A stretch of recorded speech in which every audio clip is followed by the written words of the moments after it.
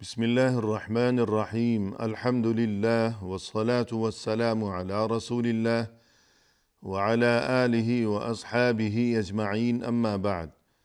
ناظرین کرام السلام علیکم ورحمۃ اللہ وبرکاتہ۔ منتخب احادیث کے عنوان سے اس پروگرام کے ہمراہ ہم آپ کی خدمت میں حاضر ہیں۔ اس سے قبل گزشتہ ملاقات کے موقع پر ہم پڑھ رہے تھے اس سلسلے کی حدیث نمبر 3، جس میں ارکان اسلام کا تذکرہ کیا گیا ہے، اور جو کہ ابن عمر رضی اللہ عنہما سے مروی ہے، اور جو کہ صحیح البخاری میں اس کا نمبر ہے 8 کتاب الایمان، جبکہ صحیح مسلم میں اس کا نمبر ہے 16 کتاب الایمان باب بنی الاسلام علی 5۔ اس حدیث میں ان 5 کاموں کا تذکرہ ہے کہ جن کی انتہائی اہم ترین جو صورتحال ہے اور جن کی بہت بڑی اہمیت ہے، اس کے پیش نظر انہیں ارکان اسلام کے نام سے یاد کیا جاتا ہے۔ اور اگرچہ اس سے قبل ہم یہ حدیث مکمل اور اس کا ترجمہ پڑھ چکے ہیں، تاہم ان 5 ارکان اسلام میں سے مناسب ہوگا کہ ہر ایک رکن کے بارے میں مستقل کچھ تفصیلی گفتگو کر لی جائے۔ چنانچہ ان 5 ارکان اسلام میں سے سب سے پہلا رکن ہے کہ شہادت ان لا الہ الا اللہ وان محمد رسول اللہ، یعنی اس بات کی گواہی دینا کہ اللہ کے سوا کوئی معبود برحق نہیں ہے، اور یہ کہ محمد صلی اللہ علیہ وسلم اللہ کے رسول ہیں۔ تو یہ دونوں باتیں ملا کر یہ پہلا رکن ہے 5 ارکان میں سے، کہ ان دونوں کو ملا کر مختصر طور پر اقرار توحید و رسالت کہا جاتا ہے۔ لا الہ الا اللہ، یعنی اللہ کے سوا کوئی معبود برحق نہیں ہے، تو اس پر ایمان سے مراد یہ ہے کہ انسان اپنے دل کی گہرائیوں سے اس بات کو قبول کرے اور تصدیق کرے کہ اللہ ہی تمام کائنات کا خالق و مالک ہے، وہ سبھی کا رب ہے، اور اس چیز کو ربوبیت کہا جاتا ہے۔ اور اس سے بھی بڑھ کر مزید یہ بات بھی ضروری ہے کہ انسان الوہیت کا اقرار بھی کرے، یعنی اللہ ہی اکیلا عبادت کے لائق ہے، کہ جس طرح وہی اکیلا ہی رب ہے، تمام کائنات کا خالق و مالک ہے، اسی طرح وہی اکیلا ہی ہر قسم کی عبادت کے لائق ہے۔ ورنہ یہ کہ مشرکین مکہ بھی اس بات کو قبول کرتے تھے کہ صرف اللہ ہی رب ہے، تمام زمین و آسمان کا خالق و مالک اور رازق اللہ ہی ہے، لیکن ان کے اس ایمان کے باوجود وہ مشرکین مکہ مشرک ہی تھے، کافر ہی تھے، بلکہ وہ بدترین مشرک اور بدترین کافر تھے، حالانکہ وہ اس بات کو قبول کرتے تھے کہ رب صرف اللہ ہے۔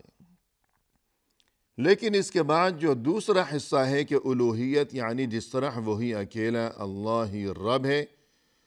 وہی الہ بھی ہے، یعنی عبادت کے لائق، اس چیز کو وہ قبول کرنے پر آمادہ نہیں تھے۔ لہذا اس سے یہی بات واضح ہوئی کہ مسلمان بننے کے لیے دل کی گہرائیوں سے اس بات کو قبول کرنا ضروری ہے کہ جس طرح وہی اللہ اکیلا ہی رب ہے، خالق و مالک ہے، پیدا کرنے والا ہے، روزی دینے والا ہے، تو اسی طرح وہی اللہ اکیلا ہی الہ، یعنی معبود برحق بھی ہے۔ اور دوسری بات یہ کہ محمد الرسول اللہ صلی اللہ علیہ وسلم، یعنی محمد صلی اللہ علیہ وسلم اللہ کے رسول ہیں، اس بات کو دل کی گہرائیوں سے قبول کرنا اور یہ کہ آپ صلی اللہ علیہ وسلم خاتم الانبیاء والمرسلین ہیں، آخری نبی ہیں اللہ کی طرف سے، اور یہ کہ آپ صلی اللہ علیہ وسلم کی بعثت و رسالت من جانب اللہ تمام دنیا انسانیت کے لیے ہے کہ گزشتہ انبیاء کرام علیہم السلام میں سے ہر ایک کی بعثت و رسالت صرف اپنی قوم کے لیے تھی۔ گزشتہ انبیاء کرام میں سے ہر نبی کو صرف اپنی قوم کی جانب مبعوث کیا گیا، جبکہ رسول اللہ صلی اللہ علیہ وسلم کو تمام دنیا انسانیت کی جانب اللہ کی طرف سے نبی بنا کر بھیجا گیا کہ آپ صلی اللہ علیہ وسلم کی بعثت و رسالت یہ گویا کہ زمان و مکان کی حدود و قیود سے بالاتر ہے۔ قرآن کریم میں فرمایا کہ وَمَا أَرْسَلْنَاكَ إِلَّا رَحْمَةً لِلْعَالَمِينَ، اے ہمارے نبی صلی اللہ علیہ وسلم، ہم نے تو آپ کو تمام جہان والوں کے لیے رحمت بنا کر بھیجا ہے۔ یہ تو کچھ گفتگو ہو گئی 5 ارکان اسلام میں سے پہلے رکن کے بارے میں، یعنی لا الہ الا اللہ محمد الرسول اللہ صلی اللہ علیہ وسلم۔ اور دوسرا رکن ہے الصلاۃ، یعنی نماز۔ نماز کی اہمیت اس بات سے واضح و ثابت ہوتی ہے کہ جہاں تک عمل کا تعلق ہے تو اعمال میں سے سب سے پہلا جو عمل ہے ان 5 ارکان میں سے تو وہ نماز ہے، کہ پہلا رکن اقرار توحید و رسالت، اس کا تعلق تو دل سے ہے کہ دل سے اس بات کو قبول کرنا کہ اللہ کے سوا کوئی عبادت کے لائق نہیں ہے، اور یہ کہ محمد صلی اللہ علیہ وسلم اللہ کے رسول ہیں۔ دل سے تصدیق کرنا، زبان سے اقرار و اظہار کرنا، لیکن اس ایمان اور اس عقیدے کے مطابق جب عمل کی نوبت آئے گی تو سب سے پہلا عمل ہے کہ جس کی سب سے بڑی اہمیت ہے وہ ہے الصلاۃ، یعنی نماز۔ اور نماز کی اہمیت اس سے بھی واضح و ثابت ہوتی ہے کہ دین اسلام میں اور اسلامی شریعت میں سب سے پہلے جو عبادت فرض کی گئی وہ نماز ہی ہے۔ مزید یہ کہ نماز کی اہمیت آسمانوں پر ہوئی کہ جتنی بھی اسلامی عبادات ہیں ان کی فرضیت زمین پر ہوئی، کہ کسی بھی عمل یا کسی بھی عبادت کی فرضیت کا حکم لے کر جبریل امین آسمان سے نازل ہوئے، رسول اللہ صلی اللہ علیہ وسلم کو اس عمل کی فرضیت کے بارے میں خبر دی، آگاہی دی، جبکہ نماز کا معاملہ یہ ہے کہ نماز کی فرضیت تو آسمانوں پر ہوئی کہ جب رسول اللہ صلی اللہ علیہ وسلم معراج کے موقع پر اللہ کی قدرت سے آپ صلی اللہ علیہ وسلم کو جب وہاں لے جایا گیا، آسمانوں پر لے جایا گیا، تو اس موقع پر آپ صلی اللہ علیہ وسلم کو اللہ عز و جل کی جانب سے آپ کی امت کے لیے بھی تحفہ دیا گیا۔ معراج کے موقع پر رسول اللہ صلی اللہ علیہ وسلم کو اپنی امت کے لیے نماز کا تحفہ دیا گیا، تو یہ نماز مومن کی معراج ہے کہ رسول اللہ صلی اللہ علیہ وسلم کو تو آسمانوں پر لے جایا گیا، معراج کا یہ تاریخی سفر پیش آیا، لیکن ہم امتی، ہم تو آسمانوں پر اور معراج پر نہیں جا سکتے، تو ہمارے لیے امتیوں کے لیے، ہر مسلمان کے لیے، ہر مومن کے لیے نماز معراج ہے۔ نماز اللہ سے ملاقات ہے،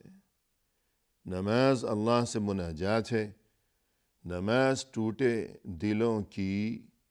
فریاد ہے، اور یہ کہ رسول اللہ صلی اللہ علیہ وسلم نے جو آخری وصیت فرمائی،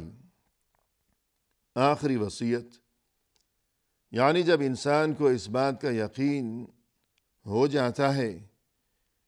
کہ اس دنیا فانی سے میری رخصتی کا موقع آ چکا ہے، اور یہ کہ اب زیادہ کچھ کہنے کی یا بولنے کی فرصت اور موقع باقی نہیں بچا ہے، اور یہ کہ جب الوداعی سانسیں چل رہی ہوں تو ایسے میں ہر انسان وہ غیر ضروری بات نہیں کیا کرتا،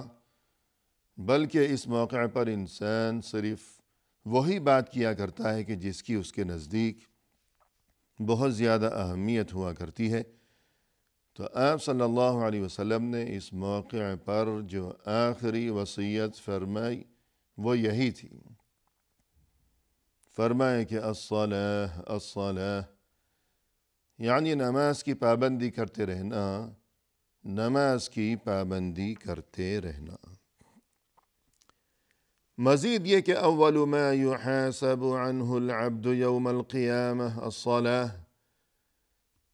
فرمایا آپ صلی اللہ علیہ وسلم نے قیامت کے دن انسان سے سب سے پہلے جو سوال کیا جائے گا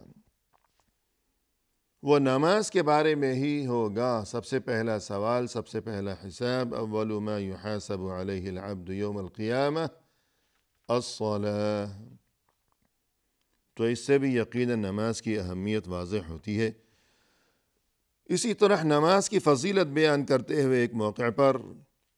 آپ صلی اللہ علیہ وسلم نے ارشاد فرمایا کہ ارأیتم لو ان نہرا بباب احدکم یغتسل منہ کل یوم 5 مرات هل يبقى من درنه شيء؟ قالوا لا يبقى من درنه شيء، قال فذلك مثل الصلوات الخمس يمحو الله بهن الخطايا۔ فرمایا رسول اللہ صلی اللہ علیہ وسلم نے کہ اگر تم میں سے کسی کے دروازے پر کوئی دریا بہہ رہا ہو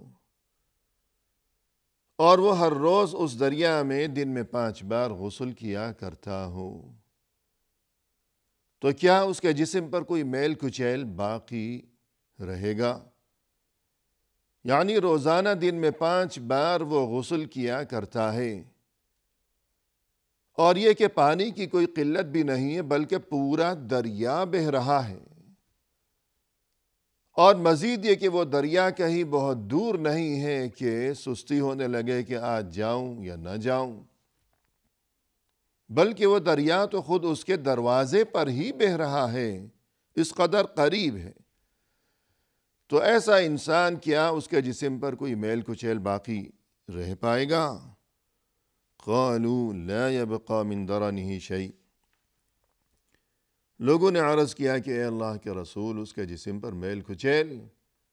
کیسے باقی رہ سکتا ہے؟ کچھ بھی میل کچیل اس کے جسم پر باقی نہیں رہے گا۔ تب آپ صلی اللہ علیہ وسلم نے فرمایا کہ فَذَلِكَ مَثَلُ الصَّلَوَاتِ الْخَمْسِ، 5 نمازوں کی بھی یہی مثال ہے کہ یمحو اللہ بہن الخطایا، کہ ان 5 نمازوں کے ذریعے اللہ اپنے بندوں کے گناہوں کو صاف فرما دیتا ہے، مٹا دیتا ہے۔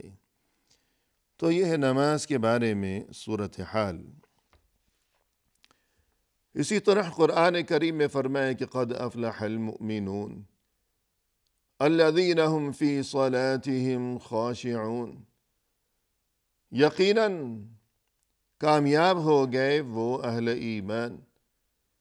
جو کہ اپنی نمازیں پڑھا کرتے ہیں انتہائی خشوع و خضوع کے ساتھ۔ یعنی اس آیت کی ابتدا میں، سورت کی ابتدا میں یہ تذکرہ فرمایا گیا اللہ سبحانہ وتعالی کی طرف سے کہ یقیناً کامیاب ہو گئے وہ اہل ایمان۔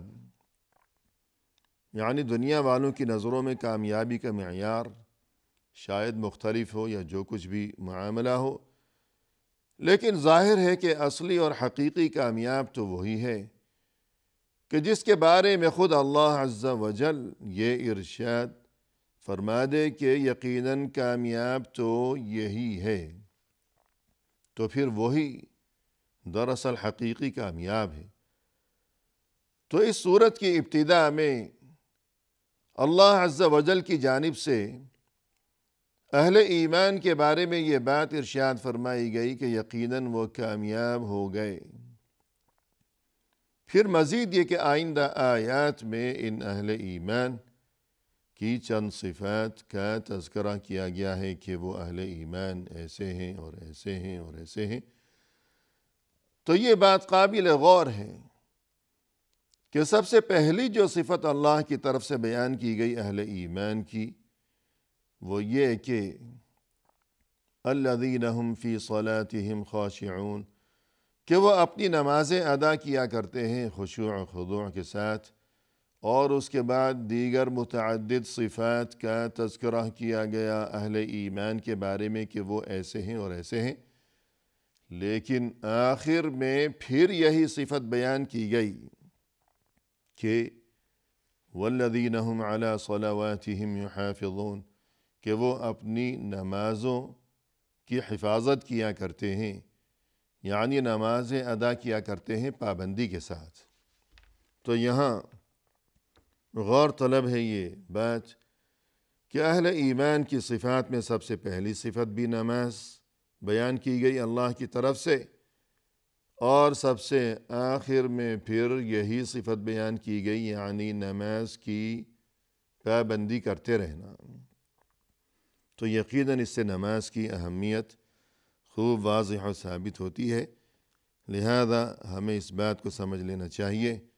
اور یہ کہ نماز کی زیادہ سے زیادہ پابندی کی جانی چاہیے، اور اس بات کو ہمیں خوب ذہن نشین رکھنا چاہیے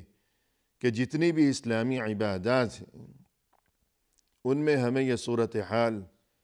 نظر آتی ہے کہ وہ عبادات ہر مسلمان پر فرض نہیں ہیں، بلکہ ان کی کچھ شرائط ہیں کہ جس میں یہ شرط پائی جائے گی تو اس پر وہ عبادت فرض ہوگی، جبکہ نماز کے بارے میں یہ صورتحال ہے کہ ہر عاقل بالغ مسلمان پر نماز فرض ہے، خواہ وہ مرد ہو یا عورت ہو، خواہ وہ مقیم ہو یا مسافر ہو کہ اپنے گھر میں ہو، اپنے وطن میں ہو یا حالت سفر میں ہو، خواہ وہ مریض ہو یا صحت مند ہو، بیمار ہے تب بھی نماز ضروری ہے، صحت مند ہے تب بھی نماز ضروری ہے، حالت امن میں ہو یا حالت جنگ میں ہو، بہرحال بہر صورت ہر مسلمان پر نماز فرض ہے، ضروری ہے۔ اور یہ کہ اس سلسلے میں بقیہ گفتگو کے ہمراہ انشاءاللہ ناظرین کرام ہم جلد حاضر خدمت ہوں گے، اس وقت تک کے لیے فی امان اللہ، وآخر دعوانا ان الحمد للہ رب العالمین۔